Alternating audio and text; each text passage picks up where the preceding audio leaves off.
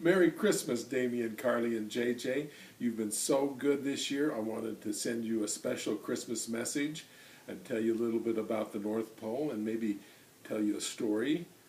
The Christmas tree this year is 93 feet tall. It has 63,432 lights on the tree. And of course, nobody has a ladder that tall. You don't have a ladder 93 feet tall, do you? And of course, there's not a fire department at the North Pole.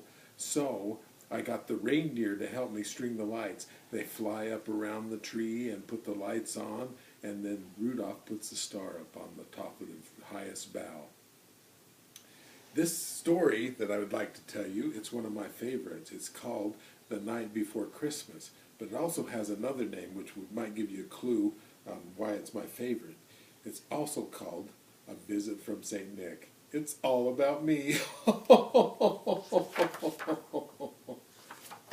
'Twas the night before Christmas when all through the house not a creature was stirring, not even a mouse. The stockings were hung by the chimney with care, in hopes that who? St. Nicholas soon would be there. The children were nestled all snug in their beds, while visions of sugar plums danced in their heads. And Mama in her kerchief and I in my cap had just settled down for a long winter's nap.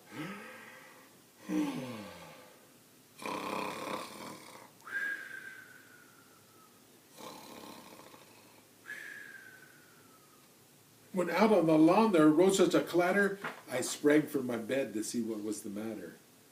Away to the window I flew like a flash, tore open the shutter and threw up the sash. The moon on the breast of the new-fallen snow gave a luster of midday to objects below. When what to my wondering eyes should appear but a miniature sleigh and 8 tiny reindeer. With a little old driver so lively and quick, I knew in a moment it must be St. Nick. More rapid than eagles the coursers they came, and he whistled and shouted and called them by name. Now Dasher, now Dancer, now Prancer and Vixen, on Comet, on Cupid, on Donder and Blitzen.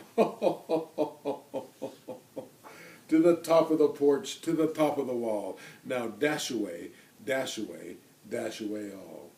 As dry leaves before the wild hurricane fly, when they meet with an obstacle, mount to the sky. So up to the housetop the coursers they flew, with a sleigh full of toys and St. Nicholas too.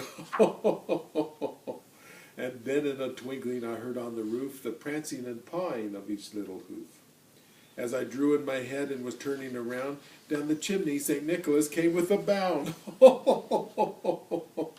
He was dressed all in fur from his head to his foot, and his clothes were all tarnished with ashes and soot.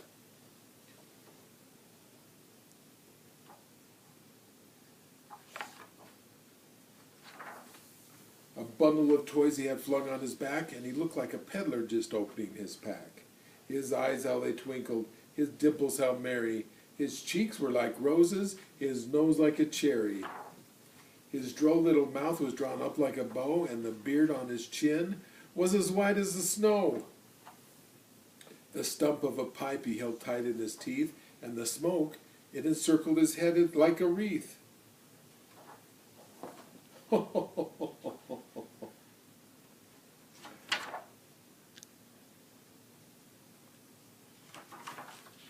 He had a broad face and a little round belly that shook when he laughed like a bowl full of jelly. He was chubby and plump, a right jolly old elf, and I laughed when I saw him in spite of myself. But a wink of his eye and a twist of his head soon gave me to know I had nothing to dread. He spoke not a word, but went straight to his work, and he filled all the stockings, then turned with a jerk. And laying a finger aside of his nose and giving a nod, up the chimney he rose. He sprang to his sleigh, to his team gave a whistle, and away they all flew like the down of a thistle. But I heard him exclaim before he drove out of sight, "Merry Christmas to all, and to all a good night." I love that story. Thank you for letting me read that to you, and I hope that you're having a Merry Christmas and everything is going well with you and your family. Thank you very much. Merry Christmas.